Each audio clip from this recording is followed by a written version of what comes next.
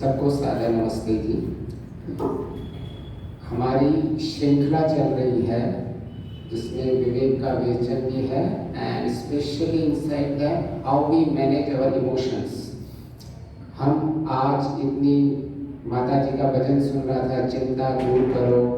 सबसे पहले मुक्ता माता जी और तेज कुमार जी अंकल जी को बहुत बहुत बधाई हो और आपका आशीर्वाद हमारे पर बने रहे, ऐसी कृपा चलती रहेगी।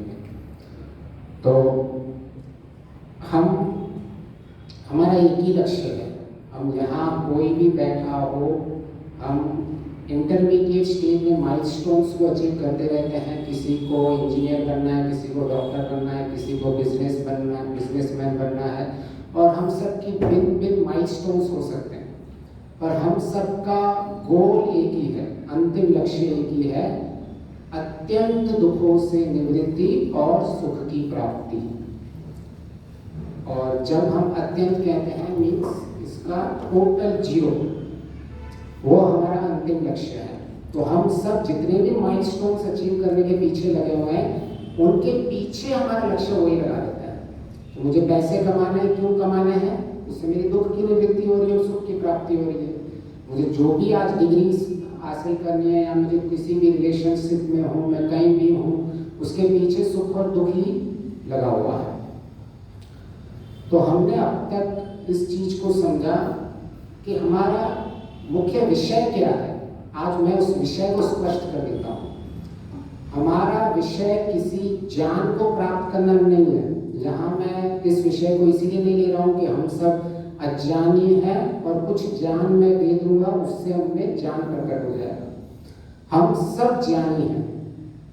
हम सब में इतना ज्ञान तो है कि हमें व्यवहार से कैसे रहना चाहिए और हमें अपना जीवन कैसे बिताना चाहिए।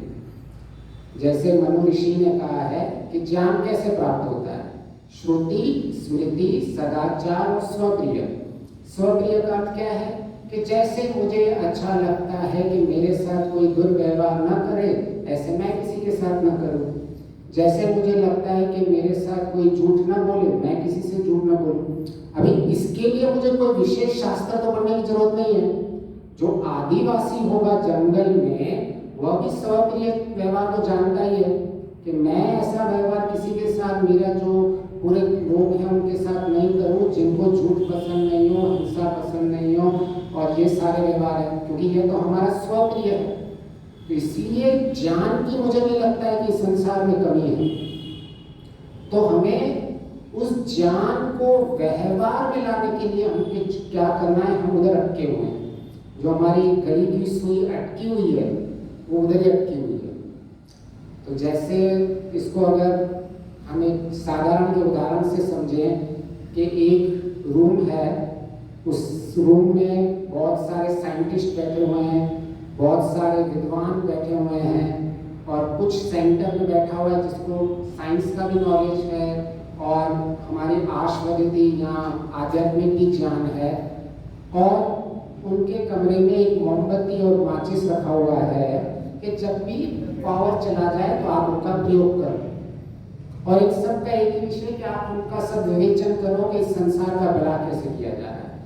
तो सारे साइंटिस्ट और सारे विद्वान उसी में ही लगे हुए हैं और अपनी अपनी सब उसमें विवेचन कर रहे हैं। तो अचानक पावर चला जाता है उस रूम में, तो सब स्टार्ट हो जाता है विवेचन। पावर चला जाता है कि ये अंधेरा क्यों है? तो बोले अंधेरा कैसे मिटेगा? बोले मोमबत्ती जलने से अंधेरा मिटेगा। एक जना ऐसे कहता है। तो अच्छा, ये मोमबत्ती कैसे जलती है? बोले मोमबत्ती में अग्नि जलाएंगे तो हमारी मुख्य अंधेरा मिटेगा। बोले अच्छा, ये अग्नि कैसे जलती है? बोले कंबशन होता है ना, तब ये अग्नि उत्पन्न होती है। बोले अच्छा, ये कंबशन कैसे होता है? बोले ऑक्सीडेशन एंड रिडक्शन प्रोसेस चलता है। सब बड़े बड़े विद्वान है भाई, जाएंगे डिटेल में। ऑक्सीडेशन एंड रिडक्शन होता है, इसीलिए ये अग्नि जलती है। बोले अच्छा, ये ऑक्सीडेशन एंड रिडक्शन कैसे होता है? बोले इलेक्ट्रॉन्स के गेन और लॉस होता रहता है। कुछ गेन्स इलेक्ट्रॉन गेन हो रहे, कहीं लॉस हो रहे। बोले अच्छा, ये इलेक्ट्रॉन्स गेन्स और लॉस कैसे हो रहे हैं? तो फिर बोला इसके पीछे क्वांटम फिजिक्स है। इसी तरह से सब अपनी अपनी कोई दर्शनों की बात कर रहा है, कोई उपनिषदों की बात कर रहा है, कि मुख्य क्या है। जो बीच में इंसान था, जो बैठा हुआ है, जो थोड़ा बहुत यहाँ का भी जानता है और यहाँ का जानता है, बोले आप कुछ नहीं बोलो, मैं ये सोच रहा हूँ, हम आधे घंटे से विवेचन कर रहे हैं पर ये मोमबत्ती कोई क्यों नहीं जला रहा है। मतलब हमको अंधेरा हटाना है, ज्ञान प्राप्त करना है। अभी अभी हमने भजन में वही सुना, प्रभु हमें ज्ञान दीजिए। ज्ञान प्राप्त करना है, अंधेरा हटाना है, उसके लिए मोमबत्ती जलाने का सबसे पहले काम होना चाहिए ना। आप विद्वान हो, आप साइंटिस्ट हो, हम सब मानते हैं। और ये देखो, जो दोनों जानता है वो भी ऐसा ही कह रहा है कि मुझे ये समझ में नहीं आ रहा है कि हम मोमबत्ती क्यों नहीं जला रहे, लेकिन वो खुद जला नहीं रहा है। तो इसलिए हमारा मुख्य प्रश्न, जो हमारा टॉपिक है, वो टॉपिक है कि जानते हुए भी हम कर्मों में क्यों नहीं लेके आ रहे। मुख्य ये नहीं है कि हमें ज्ञान नहीं है, ज्ञान या हर स्तर पे सब कुछ लेवल पे है, और मिनिमम स्वप्रिय ज्ञान तो सबको है। तो विषय हमें समझ में आ गया ना। हम यहाँ ज्ञान की बातें करने वाले हैं, यहाँ हम केवल एक विवेचन कर रहे हैं और वो विवेक को समझने की कोशिश कर रहे हैं। जो वो डिस्क्रिमिनेटिव पावर है, विवेक का होता है ब्रेन का डिस्क्रिमिनेटिव पावर, क्या सही क्या गलत, क्या करना चाहिए क्या नहीं करना चाहिए, इसको कहते हैं विवेक। जिससे मैं किसी कर्म को करता हूँ सही तरीके से या नहीं करता हूँ, उसका मेन हम उसकी विवेचना कर रहे हैं। तो अब तक हमने विवेचना में किया और उसका अब तक हमारा एक सारांश निकला, जिसमें महर्षि जी एक चाबी देके गए हैं कि अगर हमारा आत्मबल बढ़ जाए तो हम पहाड़ जैसे दुखों को भी सहन कर सकते हैं। इसका अर्थ बहुत ही सिंपल है, सॉल्यूशन मिल गया हमको कि हमारे दुख तो आएंगे, लेकिन उन दुखों को मैनेज कैसे करेंगे, उसके लिए क्या चाहिए, आत्मबल। फिर हमने आत्मबल को समझने की कोशिश की और आप सब में से बहुत सारों के उत्तर आए। किसी ने धैर्य कहा, किसी ने क्षमा कहा, किसी ने दिन दिन से हम पूरे धर्म के 10 लक्षण तक चले गए थे कि आखिर इनको आत्मबल को कैसे हम पहुंच सके। फिर हमने उसमें से 3 चीज निकाली थी, धृति और किसी को याद है बाकी 2, स्मृति और धी। धी, धृति, स्मृति, ये 3 शब्द हैं जिसको हम शॉर्ट में समझ सकते थे। मतलब हम वो कोशिश कर रहे थे कि आज लोग फिल्म नहीं देख रहे पूरी की पूरी मूवी, आज अगर लोग छोटे छोटे वीडियोस देख रहे हैं और छोटे छोटे रील्स देख रहे हैं, तो कैसे छोटी सी छोटी चीज में समझाया जाए। तो अगर धर्म के 10 लक्षण किसी को बड़े लग रहे हैं तो 3 समझ लो, धी, धृति और स्मृति। धी, धृति, स्मृति ज्यादा लग रही है, एक आत्मबल समझ लो। तो यह हमने मुख्य केंद्र बिंदु रखा था कि इतना सारा ज्ञान होने के बावजूद, इतनी सारी पढ़ाई करने के बाद भी हम क्यों उसको क्रियात्मक नहीं कर पा रहे हैं।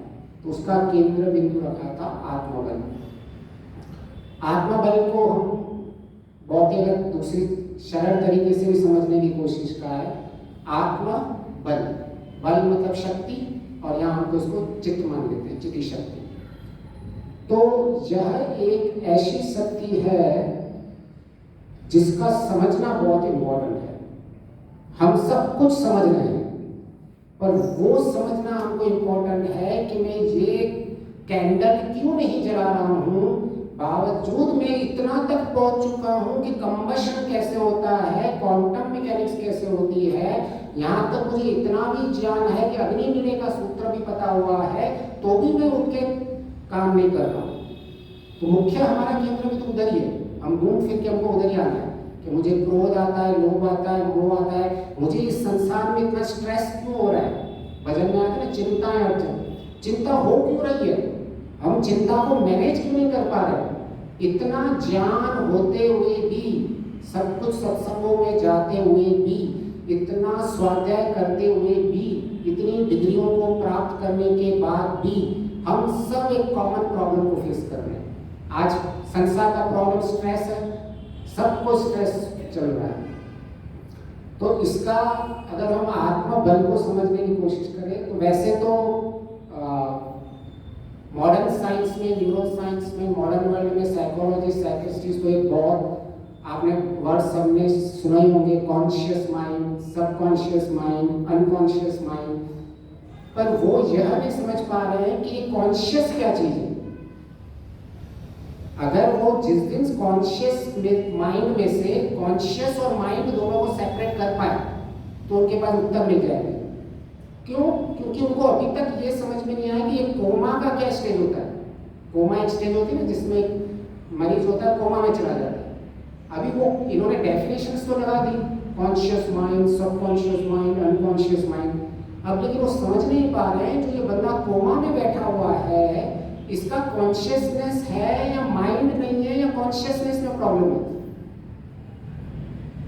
जिस दिन उनको ये उत्तर मिल जाएगा उनको ये आत्मबल समझ में आ जाएगा, उनको उपासना समझ में आ जाएगी, मेडिटेशन समझ जाएगी, साइंस सॉल्व होगा।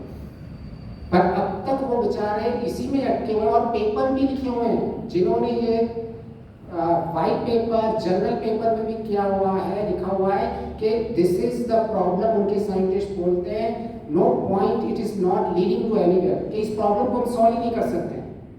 जो कॉन्शियस सबकॉन्शियस माइंड को कैसे, क्या कॉन्शियस है और क्या माइंड है, इन दोनों को क्या सेपरेट और कौन सी स्थिति में दोनों जाके सेपरेट हो जाते हैं, अब तक उनके पास नहीं है। इनके बहुत बड़े साइंटिस्ट ने एक बुक भी लिखी है, eyes open brain dead brain close, कि कैसे उन्होंने ये प्रॉब्लम बताई हुई है कि हम कॉन्शियसनेस को, हमें उस पर अभी भाई उस पर आप काम करना ही बंद कर दो। जब आपने कॉन्शियस माइंड बोल रहे हो तब कॉन्शियस को और माइंड को सेपरेट करने का चिंतन मनन रिसर्च ही बंद कर दो। वो साइंटिस्ट वहां तक बोल रहा है इट इज बेसलेस, कि हम उसका उत्तर निकाल ही नहीं सकते। पर हमारे लिए बहुत ही स्पष्ट है, इतना इजी ऋषियों ने करके रखा हुआ है कि कॉन्शियस क्या है, माइंड क्या है, हम जिसको समझने की कोशिश कर सकते हैं। और बहुत ही स्पष्ट है, हम माइंड को, जैसे हमने पिछली बार भी समझा था, mind as a one overall component जिसको हम अंतःकरण कहते हैं, और माइंड मनस ऐसे इंडिविजुअल कंपोनेंट, वो हमने समझने की कोशिश की। अभी ये कॉन्शियसनेस कहाँ से आ रही है चीज, तो ये हम समझने की कोशिश करेंगे। तो हमारे शास्त्रों में ये स्पष्ट है, यह जो आत्मबल है, चिति शक्ति जिसको कहा जाता है हमारे शास्त्रों में, यह चिति शक्ति कह दो, आत्मबल कह दो, जहां आप आत्मभाव कह लो, आप इसको साक्षी भाव, आपने शब्द सुने होंगे, आत्मभाव शब्द सुना होगा आपने, चिति शक्ति शब्द सुना होगा आपने, ये सब शास्त्र के शब्द हैं। फिर आपने प्रज्ञा सुना होगा, तो प्रज्ञा कब उत्पन्न होती है, तो ये सारे वो ड्राइविंग फोर्स हैं जो इस माइंड को लेके जाते हैं, कि माइंड में उत्पन्न करते हैं कॉन्शियसनेस को। तो जब तक ये आत्मबल हमारे पास नहीं होगा, और इसमें तो महर्षि दयानंद जी ने तो और उपनिषद में तो और स्पष्ट कर दिया है, हमारी वेकिंग स्टेट होती है, हमारी फिर ड्रीम स्टेट होती है, स्लीप स्टेट होती है।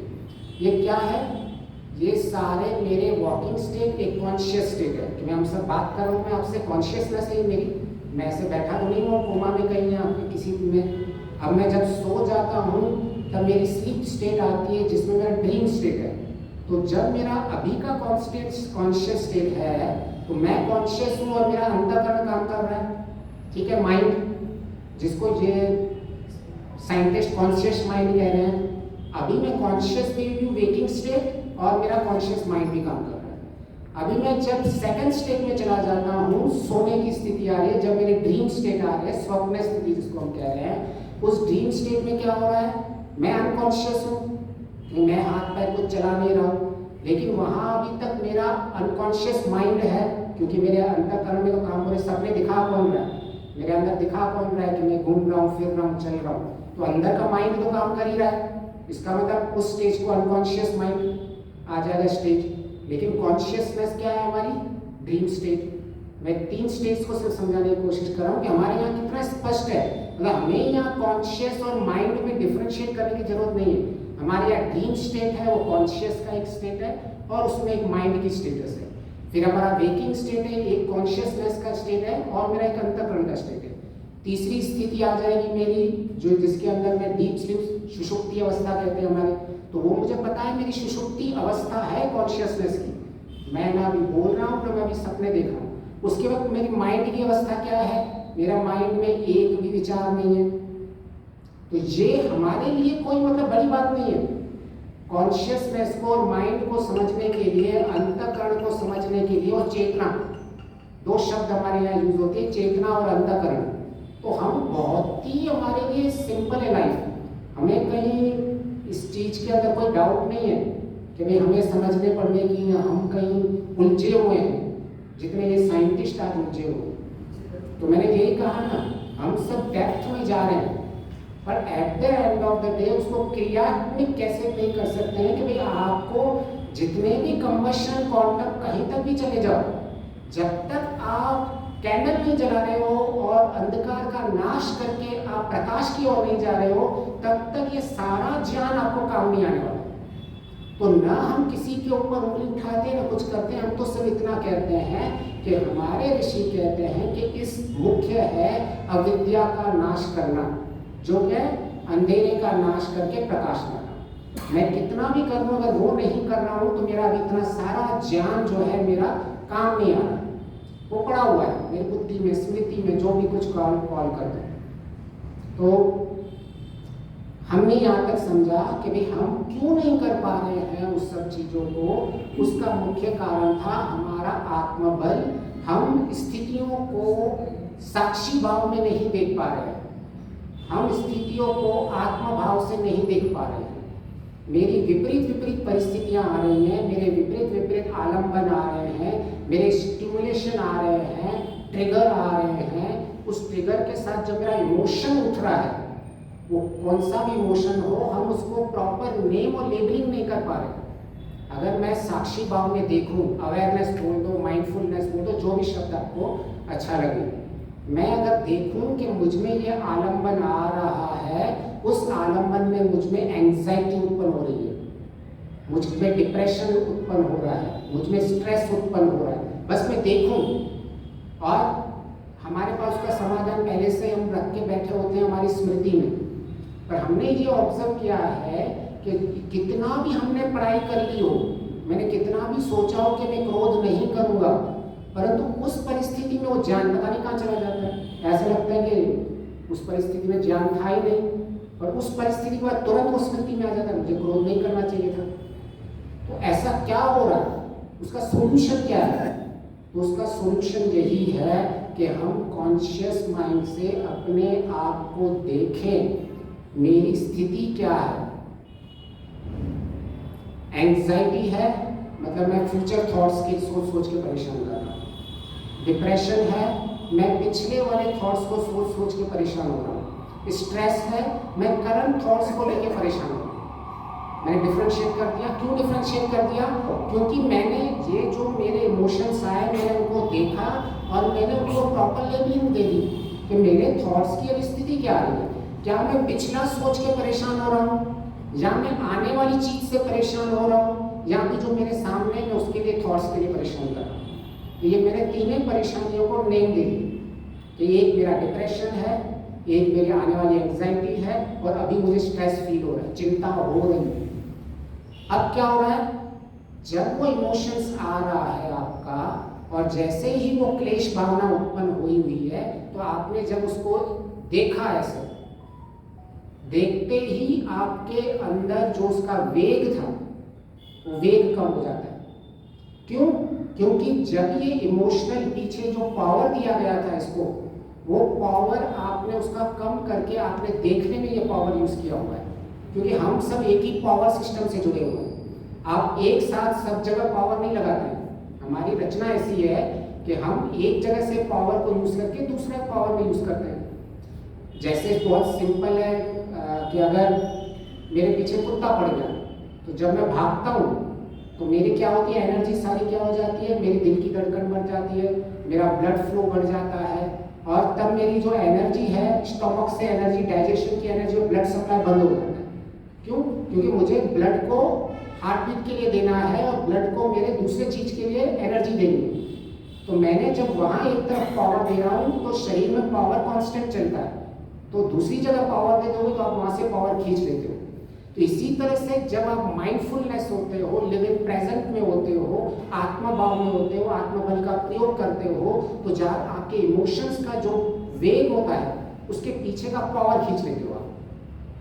अब आपने उसका पीछे का पावर खींच लिया, अब जो इमोशंस का, क्रोध का जो वेग था, संस्कार उदार हो चुके थे, आपने उनको तनु कर दिया। अब आपकी स्मृति में जो आपने पिछला ज्ञान लिया हुआ है, उस स्मृति के उसको भी पावर मिला हुआ है। अब आप स्मृति से ज्ञान का प्रयोग कर दीजिए कि मैं सामने वाले की गंदगी क्यों उठा रहा हूँ।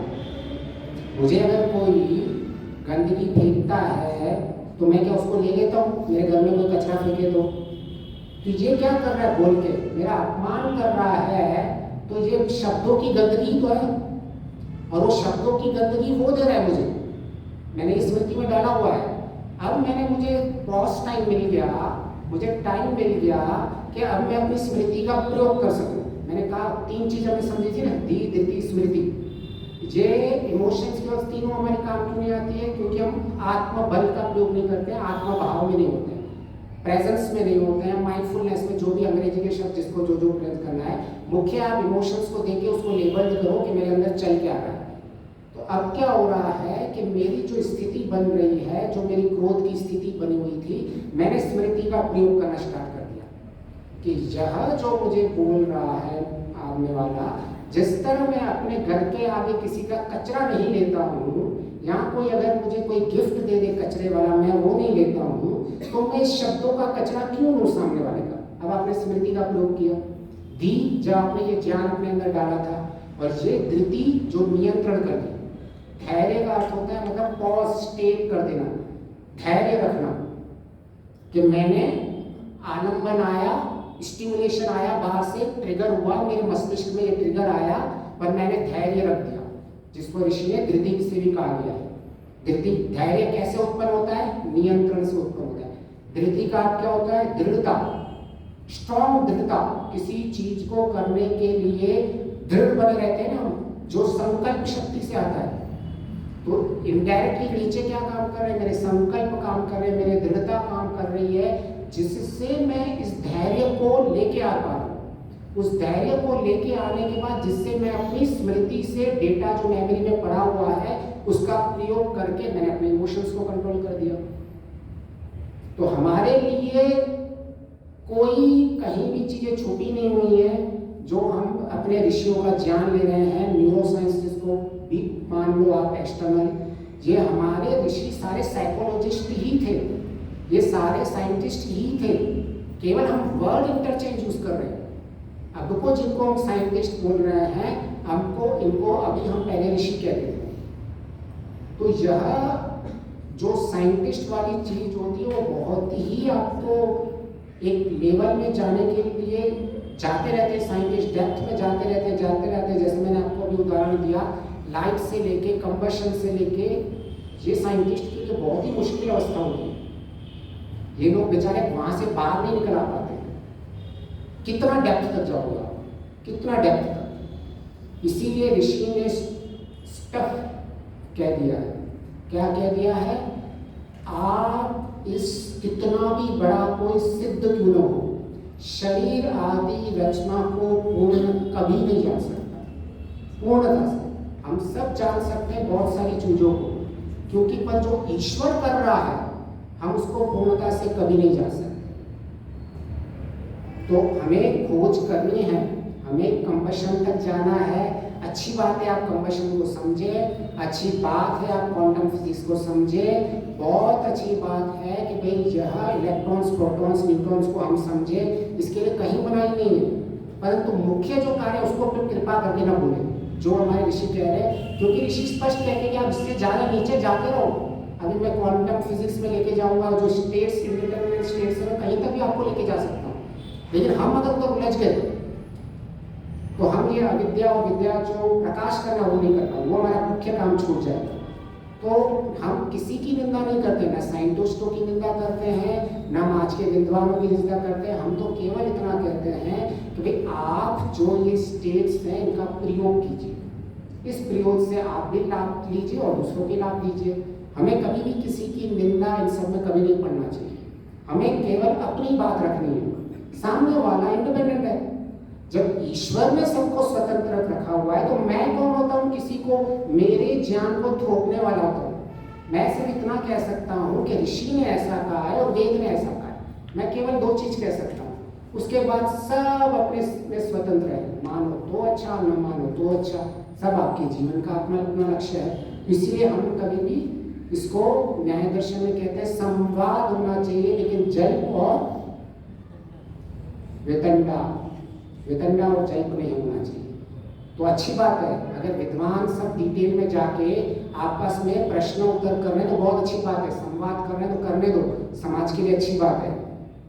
पर हमें सिर्फ ये देखना है कि कोई जल्प और वितंडा में नहीं जाए, ओपन माइंडेड से सब एक्सेप्ट करते जाओ और जहां जहां इंप्रूवमेंट करते रहो। महर्षि दयानंद जी तो कह के ही गए, मनुष्य की आत्मा सत्य और सत्य को जानने हारा होता है, पर अपने प्रयोजन की सिद्धि के लिए, हठ के लिए, दुराग्रह के लिए और अविद्या के कारण वो सब असत्य की ओर चला जाता है। कितना मतलब मैं कहता हूँ महर्षि जी ने कितनी स्पष्टता सब जगह दी हुई, कहीं कुछ भी ऐसा नहीं है कि जिसमें उन्हें एम्बिग्यूटी हो, कंफ्यूजन हो, संशय हो।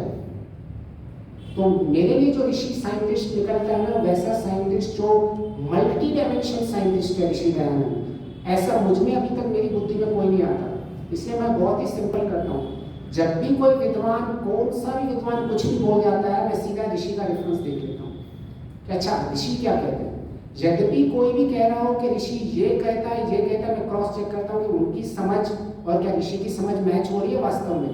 वो कोई भी हो, हमें उसके ऊपर नहीं जाने का। वो एक हमारे वो सब बेचारे विद्वान जो है समाज के लिए ही कुछ करना चाहते हैं, वो ऐसा नहीं हो बेचारे समाज के लिए कोई नहीं कुछ करना चाहता, सब में एक अच्छी तीव्र इच्छा है, परंतु हमें फिल्टर जो प्रोसेस है वो हमें खुद को लगाना पड़ेगा।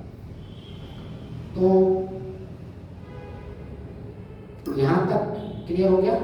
कॉन्शियस माइंड, आत्मबल, जब तक ये कॉन्शियसनेस पे हम ध्यान नहीं देंगे तब तक हम कितना भी इमोशंस को, फीलिंग्स को, इनको भावनाओं को, ट्रिगर्स को सिमुलेशंस करके समझ सकते हैं, पर हमारी मार जो पड़ रही है वो ये पड़ रही है कि हम अपने को साक्षी भाव में नहीं रख पा रहे हैं सारा दिन, कि मेरे इधर ये ट्रिगर आया, मेरे अंदर ये इमोशन उत्पन्न हुआ, मेरे अंदर ये थॉट्स उत्पन्न हुए, अभी तो अरे ये तो पिछले थॉट्स आ गए, मुझे तो चिंता हो रही है कि मैंने 10 साल पहले क्या कर दिया था। मैंने शायद पिछली बार आपको बताया था एक किस्सा, 3-4 दोस्त 50-60 साल के बाद मिले गए, केरला के थे, और एक ने दूसरे दोस्त के दांत तोड़ दिए। उसका 50 साल पहले स्कूल के अंदर द्वेष था कि इसने मुझे मारा था, उसने 60 साल के बाद उसको मारा। तो ये अंदर जो मैं बोल रहा हूँ कि जो अंदर हमारे इमोशंस, जो क्लेश छुपे हुए हैं, ये बहुत खतरनाक होते हैं, ऐसे समझ में नहीं आएंगे। जब तक आप दृष्टा भाव से नहीं देखोगे तब तक ये नहीं, आपको ये थॉट्स कहाँ से आ रहे हैं, कैसे आ रहे हैं, आपको समझ में नहीं आएगा। आप बाहर से प्लास्टर लगाने की कोशिश करते हो, पंचर लगाते हैं ना, जैसे हम वहाँ ऐसे पंचर लगाने की कोशिश करते हैं कि ट्यूब में प्रॉब्लम क्या है, अंदर स्थिति क्या हो रही है, बाहर से खील लग क्यों रहे, ये सब तो बात की स्थिति है, पैच वर्क जिसको बोलते हैं। तो हमें पैच वर्क से दूर रहना है। ऋषि दयानंद जी सीधा कोर वर्क पे बात करते हैं, बहुत सिंपल कोर टेक्नोलॉजी में काम करते हैं, कोर साइकोलॉजी में काम करते हैं, कोर न्यूरोसाइंस पे काम करते हैं, कोर हमारे इमोशंस को कैसे मैनेज किया जाए उनका समाधान देंगे। और उसके बाद जिसको जितना डिस्क्रिप्शन से समझाना है समझा, उसके बाद हमारा तो एक ही मुख्य है, आप कितना भी डिस्क्रिप्शन दे दो, इनसे मैच होना चाहिए, आउटपुट में मैच हो रहा है तो हम अपना डिस्क्रिप्शन स्वीकार कर लें, यू आर ऑलवेज वेलकम। तो और इसका एक दूसरा भी कारण क्यों है कि हम जीवन में किसी स्थिति को मैनेज नहीं कर पा रहे हैं, क्योंकि हमारा ज्ञान बहुत एक भटका हुआ ज्ञान है। हम भिन्न दिशाओं से ज्ञान को लेते जा रहे हैं, पर उस ज्ञान को प्रॉपर प्रोसेस नहीं करके उसको प्रॉपर वे में नहीं रख पा रहे, जिसको कहते हैं सारांश, कि आपने जितना भी ज्ञान प्राप्त किया अब तक उसका एक बुद्धि में सारांश निकालो, समरी निकालो। हमारे जैसे किसी भी आईटी इंडस्ट्री में जिसमें प्रेजेंटेशंस के बाद हम क्या करते हैं, समरी, कि भाई आपने पूरी प्रेजेंटेशन दे दी, उसका आप समरी तो बताओ मेरे को क्या है। तो इस तरह से हमें समरी पता होनी चाहिए कि सारांश क्या है, मैं इतना सारा ज्ञान प्राप्त कर रहा हूँ।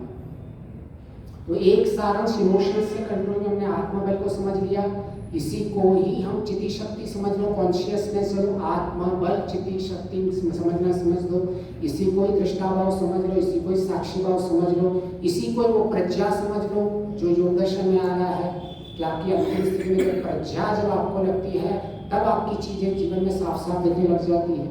तो इसके लिए किसी भी चीज को हम समझने की कोशिश करें, थोड़ा सा समझें, उसका सारांश लिखें। तो महर्षि दयानंद जी ने हमारी लाइफ के लिए भी एक ऐसे सारांश निकाला है कि आपको अंत में कोई भी मनुष्य हो,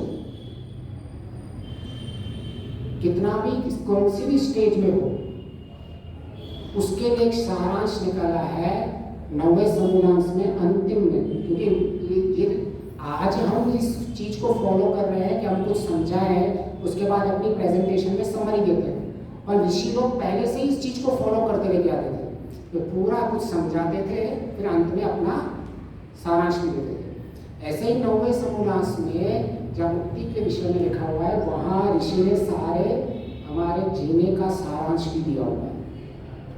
वहाँ 2 सूत्र लिए हैं, योग दर्शन के चित्तवृत्ति निरोधः, और जिसको प्राप्त करके हम दृष्टाभाव में चले जाते हैं, और दूसरा सांख्य दर्शन का पहला अत्यंत दुख की निवृत्ति वाला सूत्र लिया हुआ है। उसके सारांश में ऋषि क्या कहते हैं, तमोगुण रजोगुण के कर्मों को करते हुए मन को रोक, मन के भाव को रोक। जो हम ये तमोगुण और रजोगुण के कर्म करते हैं, जो मन में भाव आते हैं, उसको रोक। शुद्ध सत्व गुण को धारण कर, फिर उसका निरोध करके एकाग्रता अवस्था में जाके ईश्वर और धर्म के अग्रे भाग में चित्त को ठहरा, उसके बाद इसका निरोध कर दे, मीन्स मन को सब ओर से हटा दे। ये सारा उन्होंने सारांश दे दिया जीवन का। अभी इसमें सामान्य असर से कोई योग की चित्तवृत्ति के ऊपर भी बहुत सारे लेख और सब अपने अपने दे रहे हैं। चित्त क्या है, वृत्तियां क्या है, अहंकार क्या है, अंतःकरण क्या है, सब अपने अपने बोल रहे हैं। लेकिन महर्षि दयानंद जी ने बोला कि ये चित्तवृत्ति निरोध दे, ये कहना क्या, ये मतलब ये 3 लाइन जिसने पढ़ ली उसने पूरे के पूरे सांख्य दर्शन और योग दर्शन का सार निकाल दिया। मतलब उसको जीवन में ये सारे 2 दर्शन किसी ने पढ़े हो डिटेल में, या किसी ने ये 3 लाइन को क्रियात्मक किया हो, तीनों का इक्वलेंट है। इतनी गहरी ये 3 लाइन सारे दी है महर्षि दयानंद जी ने।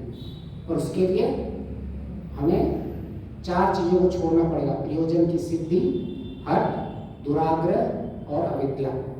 अगर हम अपने पिछले ज्ञान को ही श्रेष्ठ मानते रहेंगे और नए ज्ञान को कभी स्वीकार नहीं करेंगे जो ऋषि दे रहे हैं, तो हम कभी भी इसको कर नहीं पाते। कभी हम सिंपल वे में समझने की कोशिश करेंगे कि हम कर क्यों नहीं पा रहे हैं संसार में जो हम चाहते हैं। हम सारा दिन चाहते हैं कि हम सत्य बोले, या हमारी एक डिसिप्लिन में जीना चाहते हैं, सेल्फ डिसिप्लिन में, जो हमने ज्ञान प्राप्त किया हुआ है कि हम सारा दिन डिसिप्लिन में जिएंगे, हम सारे यम नियमों का पालन करेंगे, हम धर्मों का 10 लक्षणों को पालन करेंगे। पर मुख्य ये आता है कि हमें उनमें रुचि और सुख दिखता ही नहीं है। दुख दिखता है हमें, सत्संग में सुख दिखता है हमें। कोई कहे आप स्वाध्याय कहो, सुख दिखता है हमें। सुख किस में दिखता है, टीवी देखने में सुख दिखता है हमें, रील्स घुमाने में बहुत सुख लगता है ना सुख। रील्स घुमाते जाओ घुमाते जाओ घुमाते जाओ, पता ही नहीं चलता है कितने घंटे हो गए हमने रील्स पे घुमाते जा रहे हैं। सुख मिल रहा है उधर, उसका सुख मिल रहा है, टीवी देखने का सुख मिल रहा है, फेसबुक का सुख मिल रहा है, इंस्टाग्राम का सुख मिल रहा है, व्हाट्सएप का सुख मिल रहा है। अभी इतना सुख तो आप पहले से ही दे रहे हो, और कितना सुख चाहिए जीवन में। तो ये सारे सुख ले रहे हैं हम आज के जीवन में।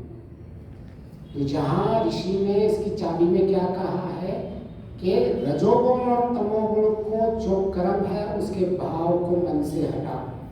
तो ये सारे जो सुख हैं ये रजोगुण और तमोगुण वाले सुख हैं। सुख की परिभाषा में स्पष्ट होनी चाहिए।